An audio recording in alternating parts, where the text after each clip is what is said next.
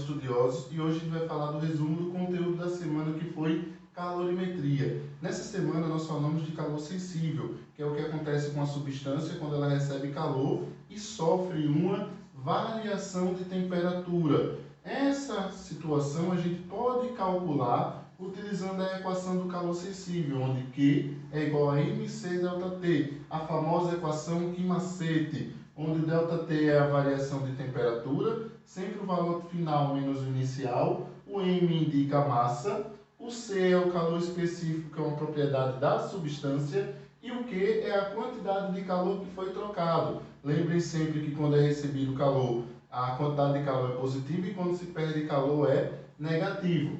Sempre que a substância ela recebeu ou perder calor e sofreu uma variação de temperatura, vocês vão utilizar essa equação. Aqui a gente tem que entender essa equação não só na sua maneira de aplicar essa forma matemática, mas também de interpretar a relação de proporcionalidade entre as suas grandezas. Quando eu reorganizo essa equação, eu percebo o seguinte, deixando a variação de temperatura em evidência, que quanto maior for a quantidade de calor fornecida para uma determinada substância, maior será a variação de temperatura que ela vai sofrer. Quanto maior for a massa da substância quando ela recebe a mesma quantidade de calor, menor será a variação de temperatura, inversamente proporcional à massa. E quanto maior for o calor específico da substância, menor será a variação de temperatura. Isso explica aquele nosso momento quando a gente vai à praia e percebe que as variações de temperatura sofridas pela areia são maiores do que as variações de temperatura sofridas pela água. O calor específico da água é maior do que o da areia. Quando a gente fala de que uma substância está recebendo ou perdendo calor e ela está mudando de estado físico, a gente fala do calor latente. Então, se não há variação de temperatura, porém a mudança de estado físico, vamos utilizar a equação do calor latente, onde Q é igual a M vezes L. M é a massa, L é o calor latente, que é uma propriedade da substância. O calor latente é a quantidade de calor por massa que vocês vão utilizar para poder mudar de estado físico determinada substância. Por exemplo, o gelo, ele precisa de aproximadamente 80 calorias por grama para poder mudar de estado físico do gelo a 0 graus Celsius para a água ainda a 0 graus Celsius. Mas é importante que a gente entenda como funciona o sistema.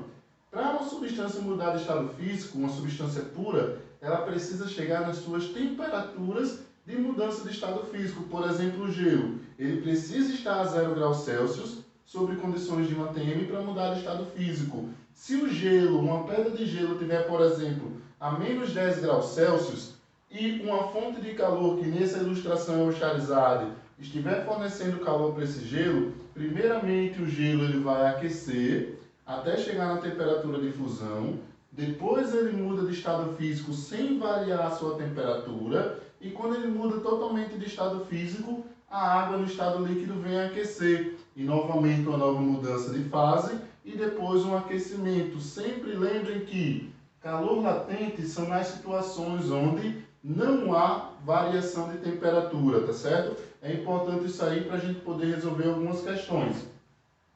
E um dos pontos finais de nossa aula foi falar sobre o calorímetro. O que é um calorímetro? É um recipiente termicamente isolado de um meio externo, onde não permite a troca de calor entre os componentes internos e o meio externo. Uma questão que desprezar as perdas de calor com o meio externo se aproxima de um calorímetro. Por exemplo, na mistura do café com leite.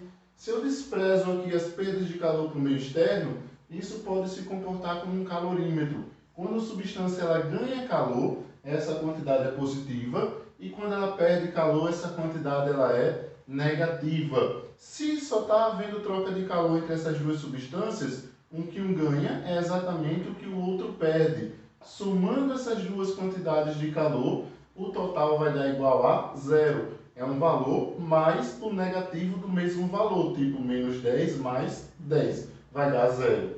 Como essa quantidade de calor, para esse exemplo, está relacionado com a variação de temperatura, com o calor sensível, Q do café é igual a mc ΔT para o café, mais a quantidade de calor trocada pelo leite, que é mc ΔT para o leite. É óbvio que existem outras contextualizações existem outras substâncias, existem mais elementos envolvidos no calorímetro, porém, esse foi o assunto base trabalhado na aula dessa semana, valeu? Então, valeu, galerinha, até a próxima, forte abraço e até mais.